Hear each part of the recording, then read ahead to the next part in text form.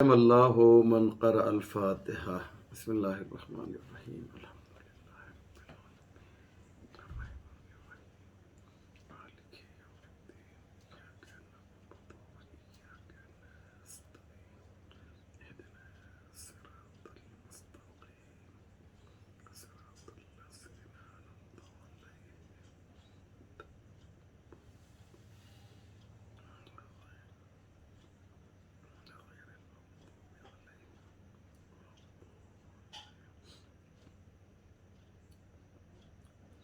لا حول ولا قوة الا باللہ العلی العظیم حسبنا اللہ ونعم الوکیل نعم المولا ونعم النصیر اعوذ باللہ من الشیطان اللعین الرجیم بسم اللہ الرحمن الرحیم الحمد للہ رب العالمین والصلاة والسلام والتحیۃ والاکرام علی سید الانبیاء والمرسلین مولانا ابی القاسم محمد اللہم صلی اللہ وآلہ الطیبین الطاہرین المعصومین المظلومین ولعنۃ اللہ علی اعدائہم اجمعین من یومنا ھذا الی صباح یوم الدین رب اشرح لی صدری ویسر لی امری واحلل عقدۃ من لسانی یفقہوا قولی اما بعد فقد قال اللہ سبحانہ تبارک وتعالی وقولہ الحق بسم اللہ الرحمن الرحیم کم من فئۃ قلیلۃ غلبت فئۃ کثیرۃ بإذن اللہ واللہ مع الصابرین۔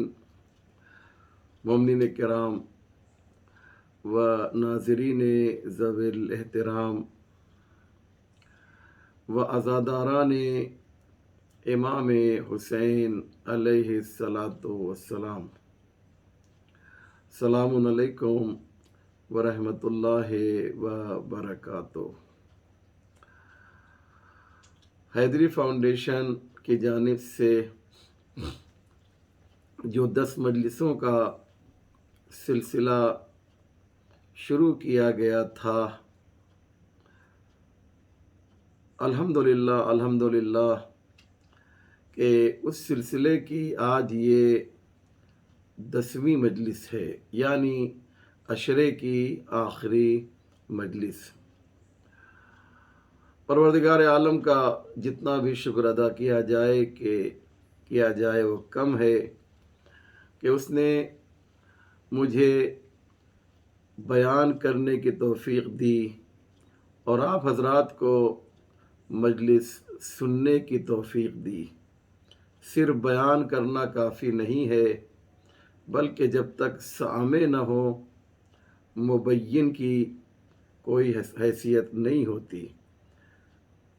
جب تک سننے والے نہ ہوں ذاکر کیا کر سکتا ہے؟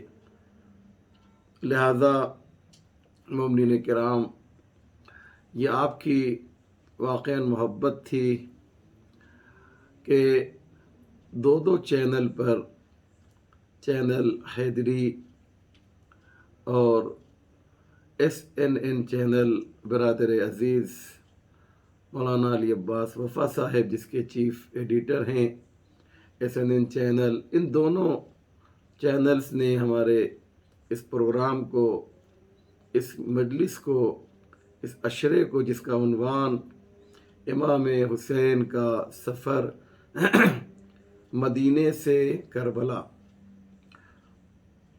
اسی عنوان پر 9 مجلسیں اب تک آپ کی خدمت میں پیش کی گئیں، اور آج یہ 10ویں مجلس ہے، اور عنوان یہ ہے کہ امام حسین علیہ السلام کربلا میں داخل ہو چکے ہیں۔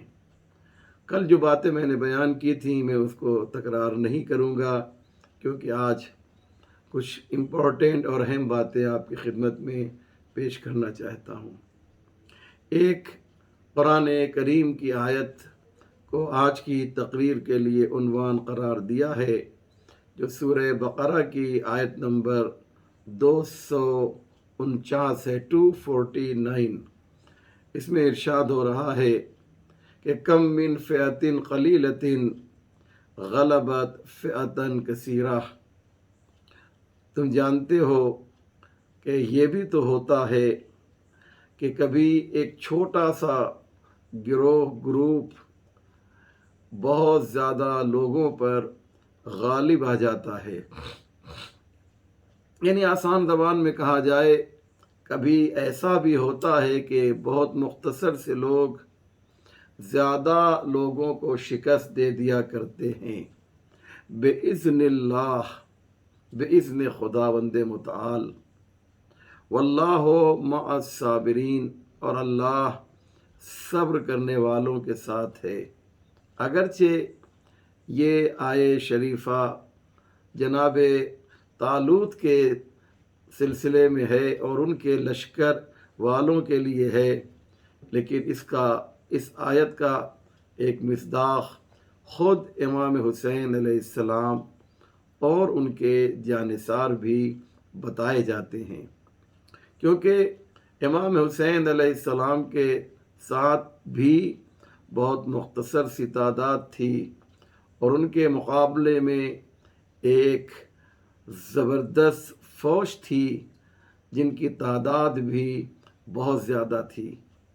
بنی امیہ کے مقابلے میں بنی ہاشم ایسے بھی تعداد کے حساب سے کم تھے، اور اس کے بعد جب امام حسین علیہ السلام نے قیام کیا ہے بنی امیہ کے خلاف، اس ظالم حکومت کے خلاف آواز بلند کی ہے، تو مختلف نظریات کے جو حامی تھے، جو باطل گروپس تھے، وہ سب کے سب متحد ہو گئے ایک حق کے مقابلے میں۔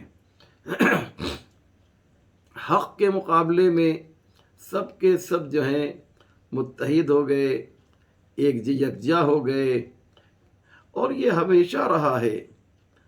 اور آپ دیکھیں کہ جب امام حسین نے آواز بلند کی تو جو لوگ کربلا میں آئے تھے، میں نے خود اس کا کتاب میں مطالعہ کیا ہے، اس پر تحقیق کی ہے، جو کربلا میں آئے تھے وہ مختلف نظریات کے لوگ بھی تھے، اور کوفے میں جن لوگوں نے ابن زیاد کا ساتھ دیا تھا، میں عرض کر چکا ہوں کہ ان میں مجوسی بھی تھے، یہودی بھی تھے، خوارج بھی تھے، اور بنی امیہ بھی تھے، لیکن امام حسین علیہ السلام نے اکیلے ہو کر جو ہے وہ ان سب کا مقابلہ کیا۔ لشکر حسینی میں اور لشکر یزیدی میں فرق یہ تھا کہ دونوں ایک مقصد کو لے کر جنگ کر رہے تھے۔ یزیدیوں کا بھی ایک مقصد تھا اور حسینیوں کا بھی ایک مقصد تھا۔ یزیدی زندہ رہ کر مقصد کو حاصل کرنا چاہ رہے تھے، اور حسینی ہر حالت میں اپنے مقصد میں کامیاب ہونا چاہ رہے تھے، چاہے زندگی ملے یا نہ ملے۔ میں پھر ریپیٹ کر رہا ہوں، دونوں کے مقاصد جو ہیں اس معرکہ کربلا میں چھپے ہوئے ہیں۔ ایک کا مقصد بد تھا، یعنی برا مقصد تھا، جو یزیدی فوج کا تھا، وہ دنیا حاصل کرنا چاہتے تھے، وہ مال دنیا حاصل کرنا چاہتے تھے، وہ اقتدار حاصل کرنا چاہتے تھے۔ جب مال دنیا اور حکومت و اقتدار کی خواہش ہوگی تو ظاہر سی بات ہے جسے مال چاہیے وہ موت سے بھاگے گا، جسے دنیا چاہیے وہ زندگی کی طرف بڑھے گا، اور حسین والے نہ انہیں دنیا چاہیے، نہ انہیں مال چاہیے، نہ انہیں جاہ و حشم چاہیے، نہ انہیں حکومت چاہیے۔ ان کا مقصد یہ تھا ہماری گردنیں کٹ جائیں تو کٹ جائیں، لیکن دین مبین اسلام جو ہے اس کا پرچم جو ہے صبح قیامت تک لہراتا رہے۔ اور اسی لیے جب دونوں دشمنوں کا مقابلہ ہوتا تھا تو یاد رکھیے گا کہ ایک جو حسینی لشکر کے لوگ تھے یہ مرنے کے لیے حملہ کرتے تھے، نتیجہ یہ ہوتا تھا کہ یہ دشمن کے اوپر زیادہ تر غالب آ جایا کرتے تھے، اور ان کے مقابلے میں جو لوگ آئے تھے، جو یزیدی لشکر تھا، وہ جینے کے لیے وہ لڑ رہے تھے، لہذا ان کے ہاں خوف تھا، اور نتیجہ یہ ہوتا تھا کہ اسی خوف کی بنیاد پر وہ تہ تیغ کر دیا ہو جایا کرتے تھے۔ آپ دیکھیے امام حسین کے ساتھ جو 72 تھے اس میں علی اصغر لڑنے والے نہیں تھے مثال کے طور پر، یا اور بھی کچھ لوگ، لیکن اس کے بعد بھی امام حسین کی طرف صرف جو ہے 72 شہید ہوئے، لیکن جو یزیدی لشکر تھا ان کی تعداد ہزاروں میں تھی کہ جو واصل جہنم ہوئے تھے۔ تو یہاں پر مقصد جو ہے جب نیک ہوتا ہے تو انسان شجاع ہو جاتا ہے، اللہ اکبر، انسان بہادر ہو جاتا ہے۔ جب مقصد جو ہے الہی ہوتا ہے تو اللہ والے کبھی بھی ڈرتے نہیں ہیں۔ اور دشمن مختلف نظریات کا ہے، یعنی حق ایک ہے، اور یہ آغاز کائنات سے بھی ہم نے دیکھا کہ جب جناب آدم آئے تو ایک طرف جو ہے جناب آدم ہیں، ایک طرف شیطان ہے۔ شیطان کی مختلف قسمیں سامنے آئیں، اس کے بیٹے اور اس کی فیملی، اور جناب آدم سے وہ سب مل کر مقابلہ کرتے رہے۔ اس کے بعد جناب نوح آئے تو جناب نوح کے مقابلے میں باطل جو ہے وہ مختلف شکل میں سامنے آیا۔ اب وہ باطل نہیں ہے جو جناب آدم کے زمانے میں تھا۔ جناب ابراہیم آئے تو باطل نے اپنی شکل بدل دی، لیکن حق کی شکل وہی ایک تھی، بس نام بدل گیا۔ اسی طریقے سے جناب موسیٰ آئے تو اب فرعون آ گیا، اب باطل کی شکل اور بدلی، لیکن حق ویسے ہی تھا۔ جناب عیسیٰ کے زمانے میں یہی ہوا، پیغمبر اسلام کے زمانے میں یہی ہوا۔ باطل ہر زمانے میں الگ الگ رہا، لیکن حق ایک تھا۔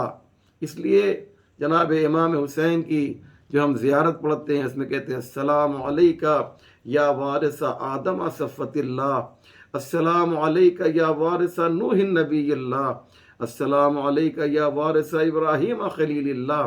یہ وراثت کا مطلب کیا ہے؟ یعنی آپ اگر کوئی دنیا سے چلا جاتا ہے تو جو اس کی پراپرٹی جس کے پاس جاتی ہے اس کو وارث کہا جاتا ہے۔ حسین کے پاس آدم کی بھی پراپرٹی ہے، اس لیے وارث آدم ہیں۔ حسین کے پاس نوح کی پراپرٹی ہے۔ یہ پراپرٹی کیا ہے؟ یہ کوئی زمین جائیداد باغ وغیرہ نہیں ہے، بلکہ یہی حق ہے، یہی دین ہے، یہ شریعت ہے جو وہ لے کر آئے تھے۔ آج اسی کے وارث جو ہیں کربلا میں امام حسین بن کر آئے ہیں۔ اس لیے حق ہمیشہ ایک ہوتا ہے، لیکن باطل جو ہے بہت سے ہوا کرتے ہیں۔ آپ آیت الکرسی میں کیا پڑھتے ہیں؟ اللہ ولی الذین آمنوا یخرجہم من الظلمات الی النور۔ ظلمات ظلمت کی جمع ہے۔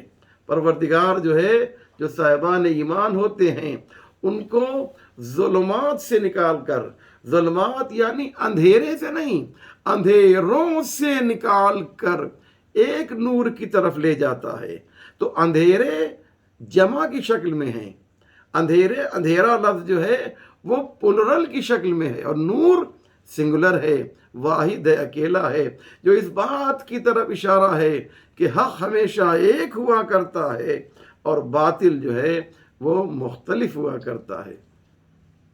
لہذا یہ جو معرکہ کربلا ہے یہ 10 محرم سے ضرور شروع ہوا، لیکن عزیزو اس کے پہلے ہی 10 محرم سے پہلے ہی جو ہے جب 7 محرم آئی تو جنگ کی جو سب سے زیادہ مؤثر گھاتک جو ٹیکنک ہے وہ ہے محاصرہ۔ وہ کیا ہے؟ گھیر دیا جائے، اور اسی ٹیکنک سے جو ہے یزیدی لشکر نے کام لیا کہ چاروں طرف سے جو ہے امام حسین کو گھیر دیا تاکہ کھانا پانی ان تک نہ پہنچنے پائے، کوئی کمک اور کوئی رسد جو ہے ان تک نہ پہنچنے پائے۔ اور یہ کام کل نہیں ہوا تھا، آج بھی ہوتا ہے کہ جب 2 فوجیں آمنے سامنے ہوتی ہیں تو دونوں طرف کوشش یہ ہوتی ہے کہ فوج کو محاصرے میں لے لیا جائے، گھیر دیا جائے، اور جب ان کا کھانا پانی ختم ہو جائے گا تو یہ خود جو ہیں کیا کریں گے؟ اسلحہ ڈال دیں گے، سر تسلیم خم کر دیں گے، اپنی شکست کا اعلان کر دیں گے۔ اور ایسا ہوا ہے کہ جب تک ان کے پاس زندگی کے وسائل تھے وہ لڑتے رہے، اور جیسے ہی کھانا پینا ختم ہو گیا انہوں نے اسلحہ سامنے والی فوج کو عطا کر دیا، دے دیا۔ عزیزو یہ کام پوری دنیا میں ہوتا ہے، جو مجھے آج بات کہنی ہے بہت امپورٹنٹ۔ لیکن جب محاصرہ ہوتا ہے تو فوج کا محاصرہ ہوتا ہے، بچوں کے ساتھ کوئی ظلم نہیں ہوتا، بچوں پر دانا پانی بند نہیں کیا جاتا، عورتوں کو ستایا نہیں جاتا ہے۔ لیکن کربلا میں جو محاصرہ ہوا وہ عجیب تھا کہ بچوں پر بھی جو ہے پانی بند کر دیا گیا۔ 7 محرم سے جو پانی بند ہوا تو نتیجہ یہ ہوا کہ بچے العطش العطش العطش کی صدائیں بلند کر رہے ہیں۔ یہ ایک بات ہوئی۔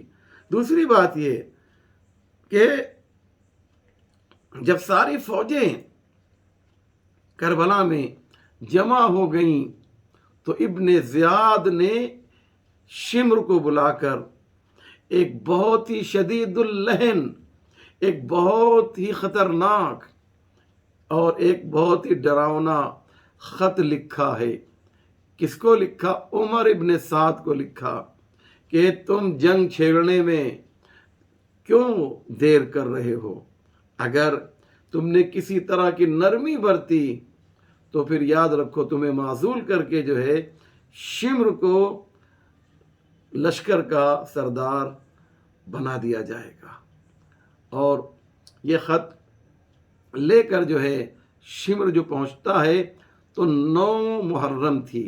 9 محرم کو جو ہے یہ ارادہ ہوا کہ حملہ کیا جائے۔ البتہ یہ مغرب سے پہلے کی یہ کوشش ہوئی کہ پسر سعد اس خط کو دیکھ کر اس نے اور جلدی کی، وہ تو چاہتا ہی تھا، لیکن امام حسین علیہ السلام نے ایک شب کی مہلت مانگی۔ امام حسین علیہ السلام نے ایک شب کی مہلت مانگی۔ البتہ یہاں پر یہ بھی کہا جا سکتا ہے کہ حسین کو جب قتل ہی ہونا تھا، شہید ہی ہونا تھا، تو ایک شب رکنے کی کیا ضرورت تھی؟ تو یہاں پر 2 باتیں ہیں کہ حسین چاہتے تھے کہ شب عاشور جو ہے ہم لوگ اللہ کی اور زیادہ عبادت کریں۔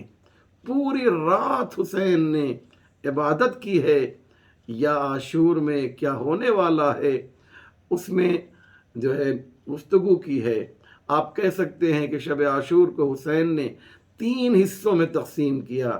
ایک حصہ عبادت کے لیے، ایک حصہ اپنے رشتہ داروں کو وقت دینے کے لیے، اور تیسرا حصہ جو ہے وہ اپنے اصحاب سے گفتگو کرنے کے لیے، اور کل جو ہونے والا ہے اس پر ڈسکس کرنے کے لیے۔ یہ شب عاشور جب آئی ہے عزیزو، تو امام نے، یہ تو ایک بات ہوئی، دوسری بات یہ ہے کہ کچھ لوگوں کا یہ بھی کہنا ہے کہ حسین نے ایک شب کی مہلت لی نہیں ہے بلکہ ایک شب کی مہلت دی ہے۔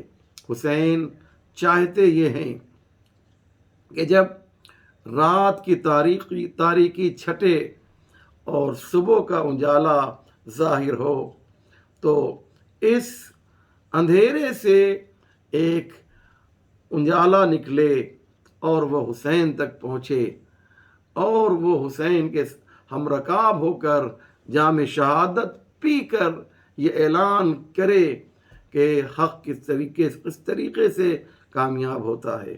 اور وہ میری مراد آپ سب سمجھ گئے کہ امام حسین نے ایک شب کے لیے مہلت لی نہیں تھی بلکہ ایک شب کے لیے مہلت دی تھی، اور وہ حر کو مہلت دی تھی۔ اگر 9 تاریخ کو جنگ ہو جاتی تو پھر حر کدھر جاتا؟ لہذا امام حسین نے جناب حر کے لیے وقت مانگا۔ اس کے بعد عزیزو، شب عاشور کے بارے میں ہم بہت سی باتوں کو سنتے ہیں، لیکن میں 2-3 اہم باتوں کو شب عاشور پیش کرنا چاہتا ہوں۔ شب عاشور پوری رات جو ہے یا عبادت خدا ہو رہی تھی یا آنے والے کل کے اوپر گفتگو ہو رہی تھی۔ امام حسین ایک ایک خیمے کا معائنہ کر رہے ہیں، ایک ایک خیمے کو جا کر دیکھ رہے ہیں، اور بیبیوں کے خیمے میں گئے، جناب زینب کے خیمے میں گئے، اور جناب زینب کو جو ہے آپ نے تسلی دی، جناب زینب کو آپ نے دلاسا دیا اور ایک تاریخی جملہ کہا، میری بہن زینب بس اتنا ذہن میں رکھو کہ یہ قافلہ تمہیں سنبھالنا ہے، اور یہ یاد رکھو کہ میری بہن زینب صبر جو ہے اس کا دامن چھوٹنے نہ پائے تمہارے ہاتھوں سے، صبر کو مضبوطی سے پکڑنا، صابرہ بن کر رہنا۔ اللہ اکبر۔ جناب زینب کو خصوصی طور پہ شب عاشور، اس کے بعد ایک بہت ہی امپورٹنٹ اور اہم واقعہ سامنے آیا، اور وہ یہ تھا کہ جو ہے 2 تقریریں شب عاشور ہوئی ہیں۔ توجہ کیجئے کہ شاید کوئی بات میں پیش کر سکوں۔ ایک تقریر جو ہے، ایک تقریر پسر سعد نے کی ہے، یعنی عمر ابن سعد نے کی، اور دوسری تقریر جو ہے وہ کس نے کی؟ وہ امام حسین نے کی۔ میں چاہتا ہوں دونوں تقریر کا خلاصہ آپ کے سامنے پیش کروں، اور اس کے بعد ایک نظریہ ہے جو میں پیش کرنا چاہتا ہوں، اور وہ یہ ہے کہ پسر سعد نے کہا دیکھو کل جنگ کا دن ہے، کل حملے کا دن ہے، تم سب کو جو ہے مل کر جو ہے حسین اور حسین کے لشکر پہ حملہ کرنا ہے، تمہیں اپنی شجاعت کا اظہار کرنا ہے، تمہیں اپنی بہادری کو دکھانا ہے۔ آپ سمجھ رہے ہیں؟ یعنی ایک طرف لالچ دی جا رہی ہے کس چیز کی؟ حملہ کرنے کی، اور حملہ کرنے کے بعد تمہیں دنیا ملے گی، تمہیں مال ملے گا، تمہیں دولت ملے گی، تم پیسے والے ہو جاؤ گے، وغیرہ وغیرہ وغیرہ، یہ ساری چیزیں۔ لہذا دیکھو خبردار کوئی ادھر سے حسین کی طرف نہ آ جائے۔ حسین زبردست مقرر ہیں، بہترین تقریر کرتے ہیں، کہیں ایسا نہ ہو کہ ان کی تقریر سے تم متاثر ہو کے حسین کی طرف چلے جاؤ۔ اور عزیزو دوسری بات، دوسری طرف امام حسین ہے، پسر سعد کہتا ہے کہ تمہیں دنیا ملے گی، تمہیں مال ملے گا، اور امام حسین کہتے ہیں کہ میرا ساتھ چھوڑ کر چلے جاؤ۔ کیا عجیب بات ہے نا، ہے نا یہ عجیب مسئلہ۔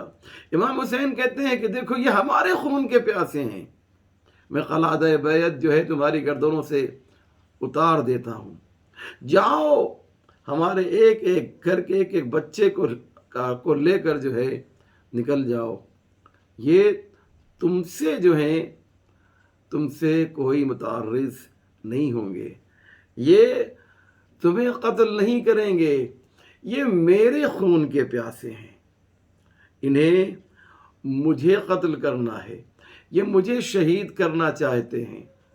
اور امام حسین نے کہا کہ کل شہادت کا موقع ہے، لہذا چلے جاؤ۔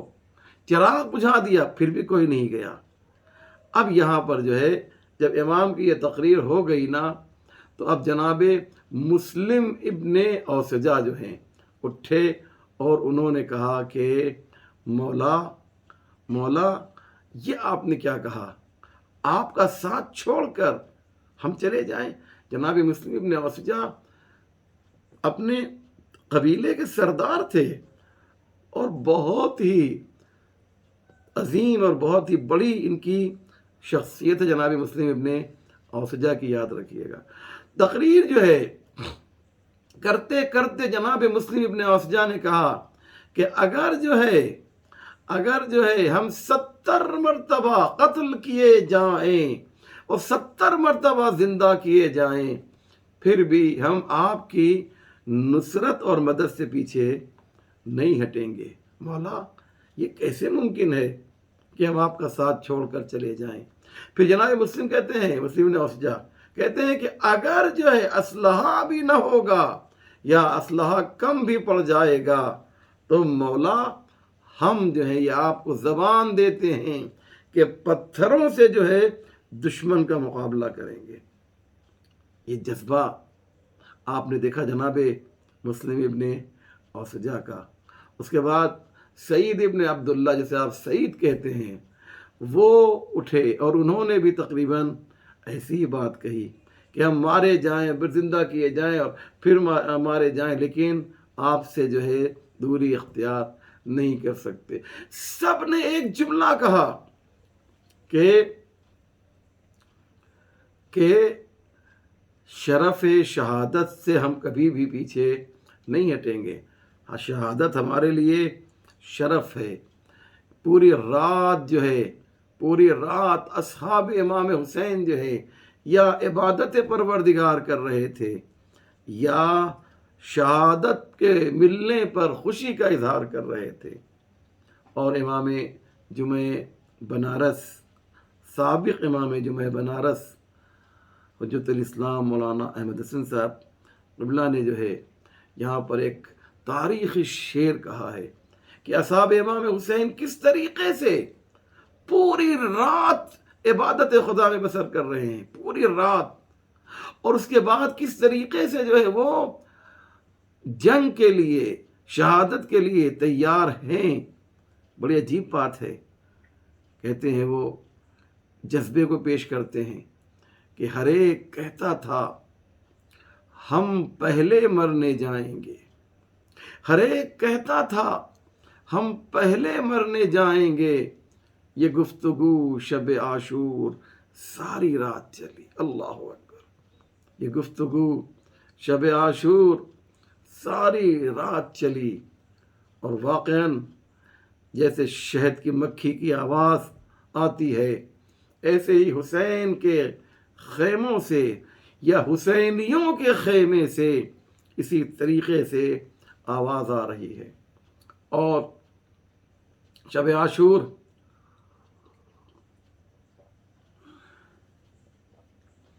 عجیب کیفیت ہے، بھوک بھی ہے، پیاس بھی ہے، شہادت کی للک بھی ہے، بچوں کی التش کی صدائیں بھی ہیں، اور کوئی بچہ گہوارے میں ہے تو پیاسا ہے، کوئی بچہ گھٹنیوں چل رہا ہے تو پیاسا ہے، کسی کی ماں کا دودھ خشک ہو گیا ہے، وہ اپنے بچے کو دودھ نہیں پلا سکتی۔ ایسے عالم میں چھوٹے چھوٹے بچے جو ہیں خالی کوزہ لیے ہوئے جو ہیں، ہائے پیاس العطش کی آوازیں بلند کر رہے ہیں، لیکن تاریخ نے جو لکھا وہ یہ کہ کسی بچے نے بھی یہ نہیں کہا کہ آقا حسین، مولا حسین آپ کچھ ایسا کیجئے کہ ہمیں پانی مل جائے، آپ یزید کی بیعت کر لیجئے تو ہمیں پانی مل جائے گا۔ پیاس کا اظہار کرنا یہ فطرت انسانی ہے، لیکن اس کے مقابلے میں استقامت کا اظہار کرنا یہ فطرت ایمانی ہے، یعنی پائیدار ہیں، یعنی قدم جمے ہوئے ہیں ان بچوں کے، اور یہ چھوٹے چھوٹے بچے جو ہیں اپنی استقامت سے یہ اعلان کر رہے ہیں کہ پانی نہ ملے تو نہ ملے، لیکن مولا آپ یزید کے خلاف جو آپ نے پلان بنایا ہے قیام کرنے کا اسے جاری رکھیے، بیعت نہیں ہو سکتی۔ چنانچہ عزیزو پوری رات گزر گئی، اور جب جنگ کے آثار نمودار ہوئے تو اذان علی اصغر سے عاشور کا دن شروع ہوتا ہے اور حسین کے سجدے پر ختم ہو جاتا ہے۔ اللہ اکبر۔ اذان علی اصغر سے، اذان علی اکبر سے شروع ہوتا ہے یہ عاشور کا دن، علی اکبر کی اذان سے شروع ہوتا ہے اور امام حسین کے سجدے پر ختم ہو جاتا ہے۔ اور اس کے بعد دونوں طرف فوجیں آراستہ ہو گئیں، ادھر حسین کی فوج، ادھر یزیدیوں کی فوج۔ اور جب حملہ شروع ہونے والا تھا، اگرچہ اس کے پہلے تیروں کی بارش ہو چکی ہے، لیکن میں اس میں جانا نہیں چاہتا ہوں کیونکہ وہ برابر آپ سنتے رہتے ہیں۔ اب دونوں طرف فوج جنگ کے لیے آمادہ ہے، دونوں طرف فوج وہ جنگ کے لیے تیار ہے۔ عزیزو سنیں، اتنے میں امام حسین علیہ الصلاۃ والسلام اپنے چاہنے والوں کے حصار میں پسر سعد کے سامنے آتے ہیں، اس کی فوج کے سامنے آتے ہیں، اور امام حسین علیہ الصلاۃ والسلام ایک خطبہ دیتے ہیں، ایک تقریر کرتے ہیں کہ وہ تقریر آج بھی کتابوں میں موجود ہے۔ امام کہتے ہیں، دیکھو میں تم سے جنگ کرنے کے لیے نہیں آیا ہوں، میں تم سے خونریزی کے لیے نہیں آیا ہوں، بلکہ ہمارا ایک پاک مقصد ہے، اور تم کو وہ مقصد کو سمجھنا ہوگا۔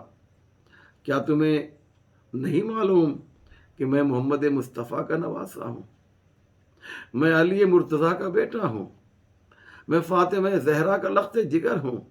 تم نہیں جانتے کہ امام حسن میرے بھائی ہیں؟ میں نے کیا غلطی کی ہے کہ تم لوگوں نے ہمیں چاروں طرف سے گھیر لیا ہے؟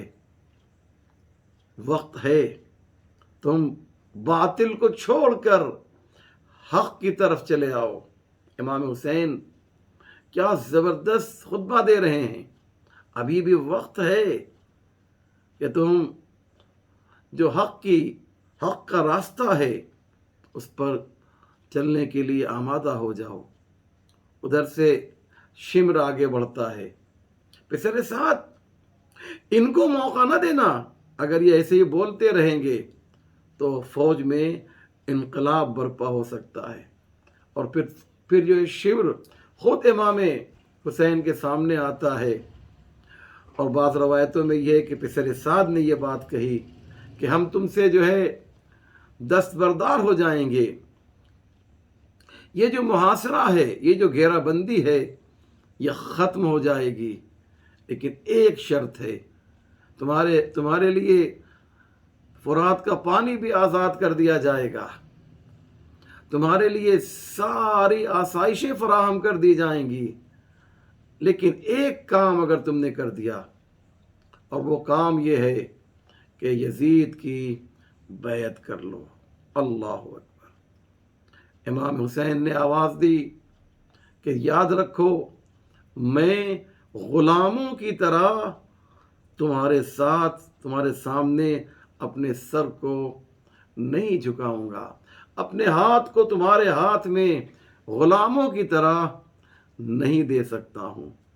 جنگ کا آغاز ہوتا ہے عزیزو، جنگ کا آغاز ہوتا ہے، اور ایک جنگ ہوتی ہے، ایک اجتماعی جنگ ہوتی ہے اور ایک انفرادی جنگ ہوتی ہے۔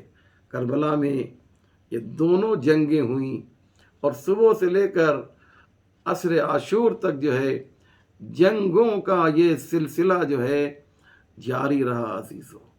مسلسل جو ہے امام حسین لاشوں کو لے کر آ رہے ہیں، یہاں تک کہ عزیزو عصر عاشور آئی، جناب اون محمد شہید کیے گئے۔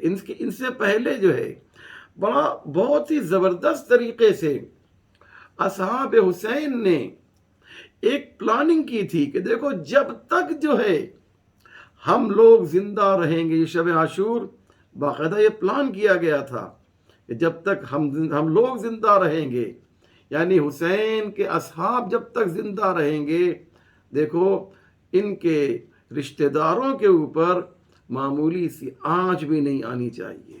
تو جب تک ابو ثمامہ سیداوی زندہ تھے، جب تک حبیب ابن مظاہر زندہ تھے، جب تک مسلم ابن اوسجہ زندہ تھے، جب تک سعید و زہیر زندہ تھے، امام حسین کے کسی بھی رشتہ دار کو ایک معمولی سا زخم لگنے نہیں دیا۔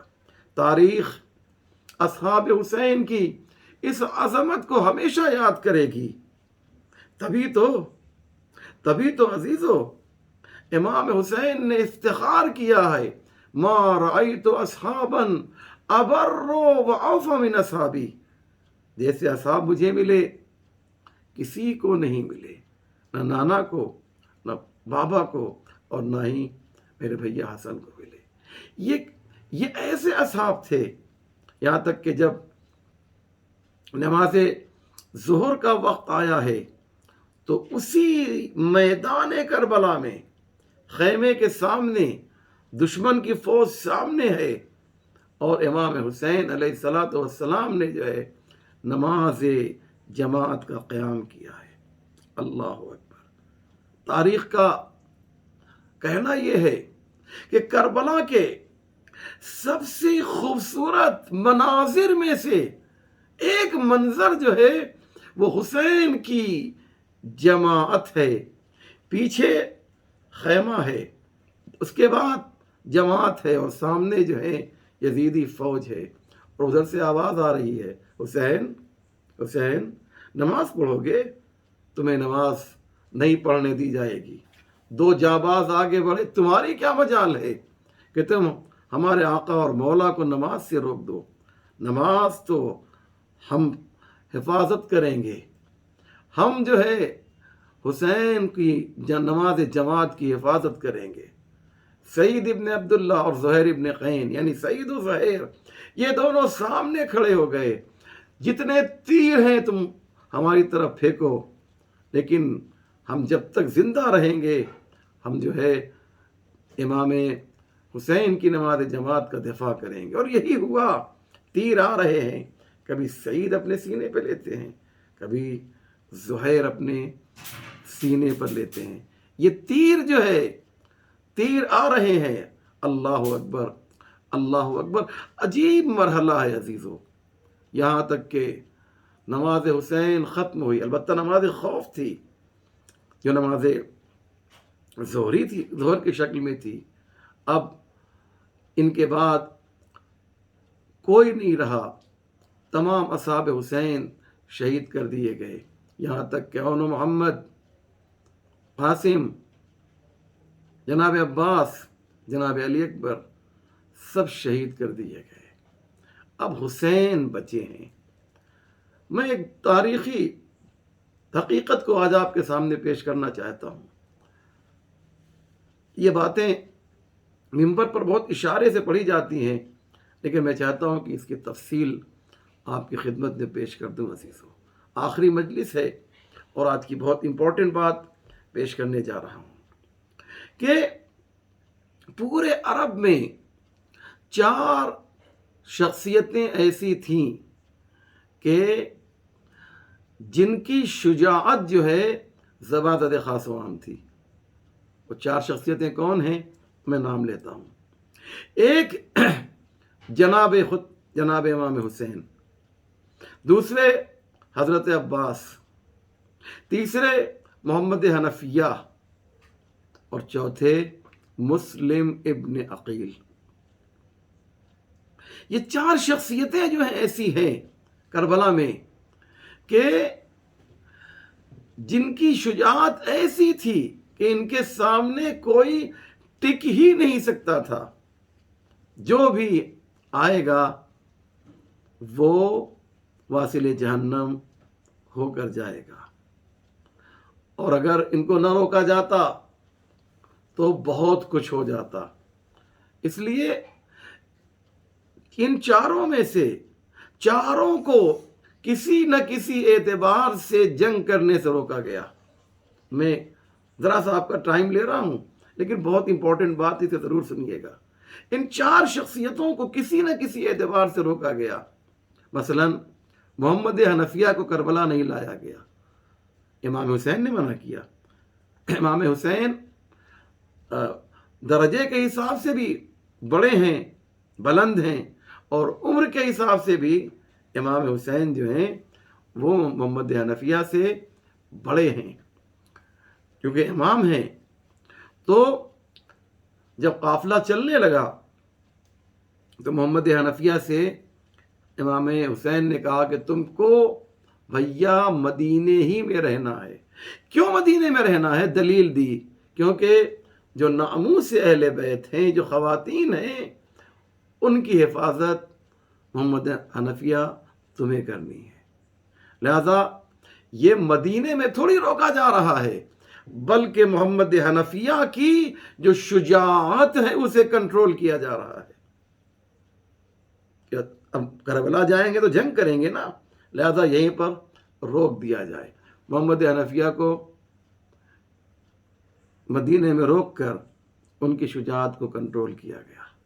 اس کے بعد جناب مسلم ابن عقیل کی شجاعت کو حسین نے کیسے کنٹرول کیا کہ ان سے کیا کہا کہ تم کوفے میں ہمارے سفیر بن کے جاؤ.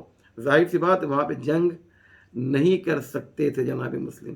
جو کچھ بھی انہوں نے کیا وہ دفاع میں کیا ہے، وہ ڈیفنس تھا، افینس نہیں تھا، وہ دفاع تھا، وہ حملہ نہیں تھا. وہ حملہ جناب مسلم ابن عقیل نے نہیں کیا. تو آپ کو کوفہ بھیج دیا، اور کوفہ بھیجنے کے بعد جناب مسلم کی جو شجاعت تھی اسے کنٹرول کر لیا، اسے ظاہر نہیں ہونے دیا. اور اس کے بعد 2 ہو گئے. تیسری شخصیت جو ہے وہ کون ہے؟ تیسری شخصیت جناب عباس. جناب عباس کی شجاعت کو امام حسین نے کنٹرول کیا.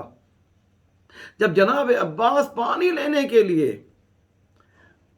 میدان سے آگے یعنی نہر فرات کی طرف جانے لگے، اور جیسے ہی امام حسین نے دیکھا کہ تلوار کو حمائل کیا ہے، تلوار لے کر جا رہے ہیں، فوراً کا بھیا عباس، پیچھے سے آواز دی، تلوار لے کر تم نہیں جا سکتے ہو. کیوں آقا تلوار لے کر کیوں نہیں جاؤں؟ کہا تمہیں جنگ کرنے کی اجازت نہیں ہے، تمہیں نیزہ دیا جائے گا، تلوار نہیں دی جائے گی. آپ جانتے ہیں عزیزو، نیزے میں اور تلوار میں فرق یہ ہوتا ہے کہ نیزہ جو ہے وہ صرف دفاع کے لیے ہے، ڈیفنس کے لیے ہے، اور تلوار میں افینس اور حملہ بھی ہوا کرتا ہے. لہذا جناب عباس کی شجاعت کو بھی اللہ اکبر، بہت امپورٹنٹ بات ہے جو میں پیش کرنے جا رہا ہوں، بہت قیمتی بات ہے. جناب عباس کی شجاعت کو کنٹرول کر لیا. اب چوتھا شجاع اور بہادر کون ہے؟ وہ امام حسین ہیں. ان کی شجاعت کو کون کنٹرول کرے گا؟ ان 3 شخصیتوں کو امام حسین نے ان کی شجاعت کو کنٹرول کیا، کیونکہ امام حسین جو ہیں امام تھے، اور امام کی بات ماننا امت کے لیے ضروری ہے، تو انہوں نے سر جھکا دیا۔ لیکن اب حسین کو کون روکے؟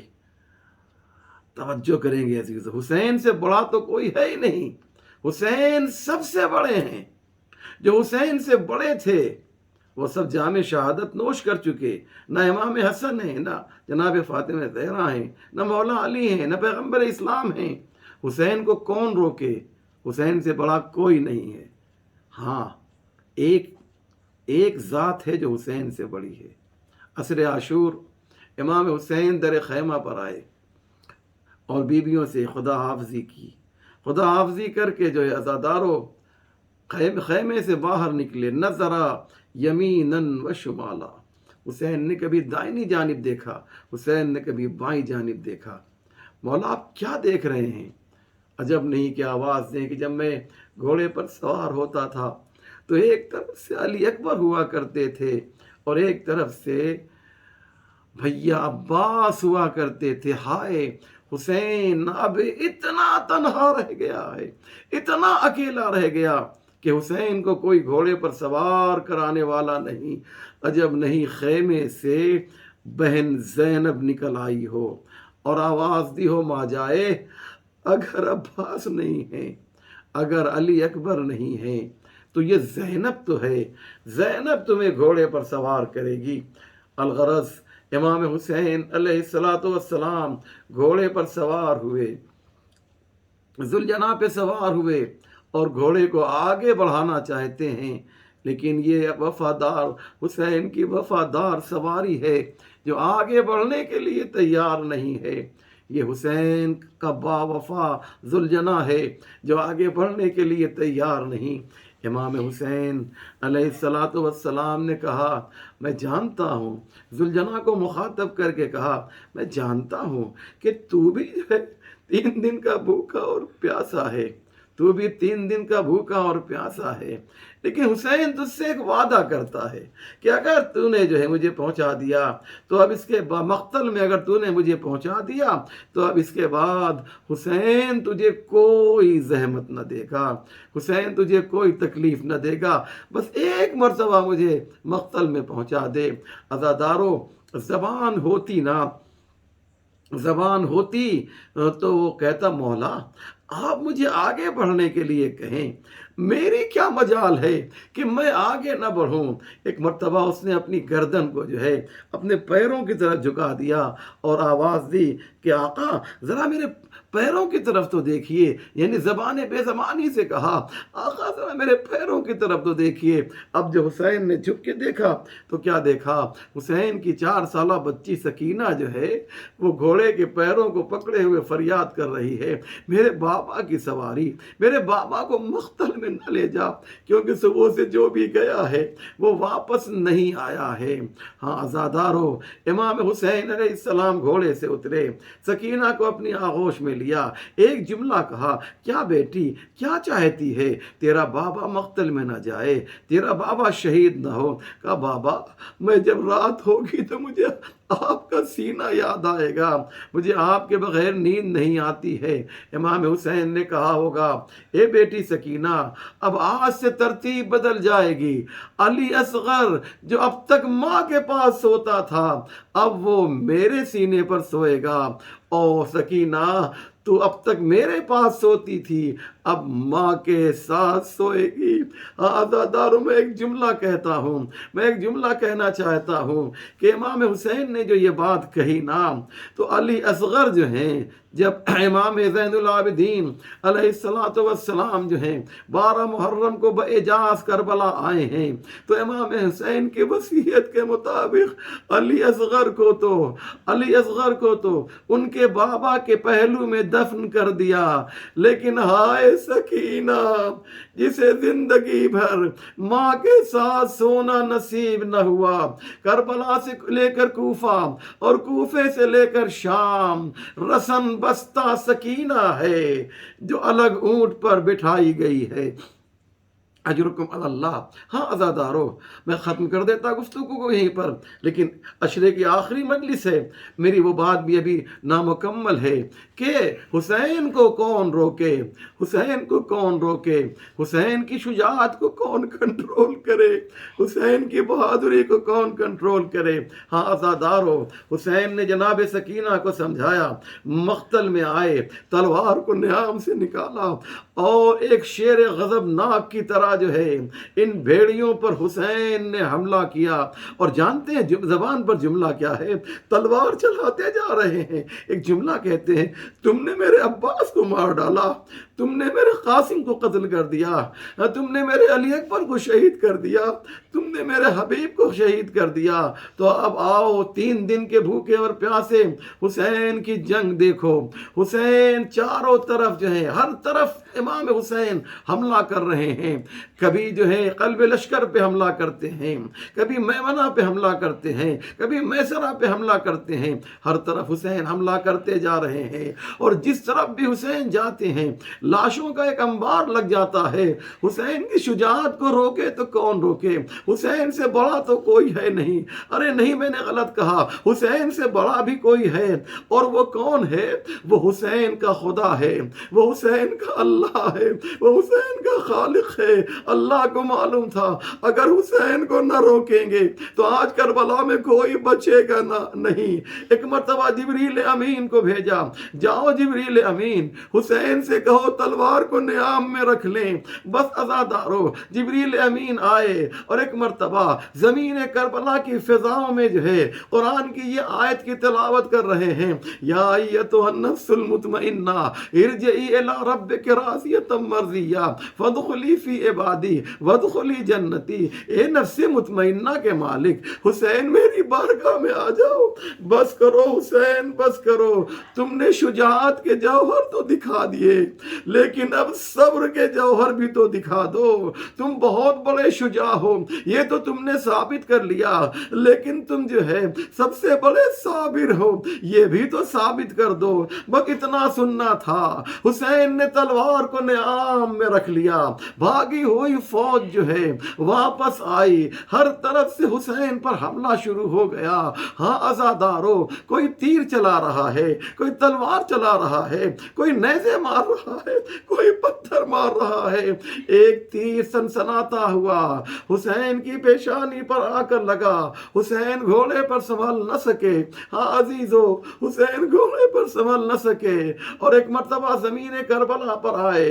تھوڑی ہی دیر گزری تھی کہ شمر نے وہ بے ادبی کی کہ زمین کربلا کو زلزلہ آنے لگا، آسمان سے خون کی بارش ہونے لگی، فرات کا پانی نیزے اچھلنے لگا۔ ذوالجلال نے دیکھا کہ میرا مولا شہید ہو گیا ہے، اس کی خبر جو ہے عورتوں کو کیسے کیا جائے، اہل حرم کو کیسے کیا جائے۔ ہاں عزادارو، ایک مرتبہ ذوالجلال نے اپنی پیشانی کو حسین کے خون سے مس کیا اور فوراً جو ہے خیمے کی طرف بڑھا۔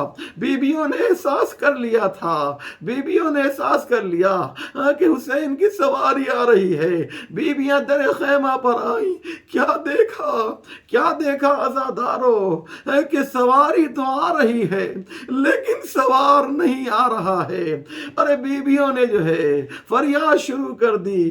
کسی نے کہا اے ذوالجناح یہ بتا دے کہ میرا بھیا کہاں ہے، کسی نے کہا یہ بتا دے میرا آقا کہاں ہے، کسی نے کہا یہ بتا دے کہ میرا مولا کہاں ہے۔ لیکن روایت یہ کہتی ہے ایک 4 سالہ بچی اب خیمے سے آہستہ آہستہ باہر نکلی اور اپنے دونوں ننھے ننھے ہاتھ ذوالجناح کے گلے میں ڈال کر کہا، اے ذوالجناح میں تم سے کچھ نہ پوچھوں گی، بس اتنا بتا دے کہ جب میرا بابا شہید کیا گیا تھا تو حل سقیا ابی ام قتل عطشانا، کہ اسے شہید کرنے سے پہلے، ذبح کرنے سے پہلے پانی دیا گیا یا پیاسا ہی ذبح کر دیا گیا۔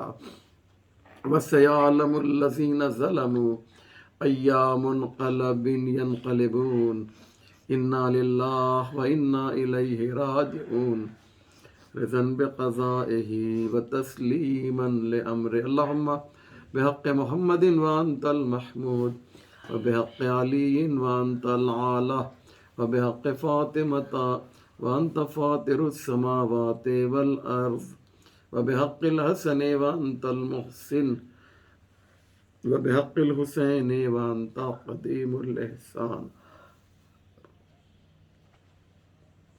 وبحق الحسین وانت قدیم الاحسان وبحق الائمۃ التسعۃ الطاہرین من ذریۃ الحسین علیہ السلام۔ یا اللہ تجھے ان 10 مجلسوں کا واسطہ ہے، پروردگار ہم سب کی دعاؤں کو مستجاب فرما، ہمیں جو پریشان حال ہیں ان کی پریشانیوں کو دور فرما۔ ایک برادر مومن جو ہیں وہ بھی کافی پریشان ہے، پروردگار ان 10 مجلسوں کا واسطہ دے کے دعا کرتے ہیں، پروردگار ان کی پریشانیوں کو دور فرما۔ یا اللہ آل محمد کے چاہنے والے دنیا میں جہاں جہاں بھی ہوں، ان کی جان مال عزت آبرو کی حفاظت فرما، پرچم اسلام کو سربلند فرما، پرچم کفر و نفاق کو سرنگو فرما۔ یا اللہ حیدری فاؤنڈیشن کے تمام ذمہ داران کو زمینی و آسمانی بلاؤں سے محفوظ فرما۔ اسی طریقے سے یا اللہ چینل حیدری اور SNN چینل کے تمام مسئولین و ذمہ داران کو خیر دنیا و آخرت مرحمت فرما، اور جن لوگوں نے اس مجلس میں جس اعتبار سے بھی دامے درمے سخن قدمے مدد کی ہے، پروردگار ان سب کو ہر طرح کی مصیبتوں سے محفوظ فرما، ہمارے امام کے ظہور میں تعجیل فرما، ہم سب کو ان کے اعوان و انصار میں شمار فرما۔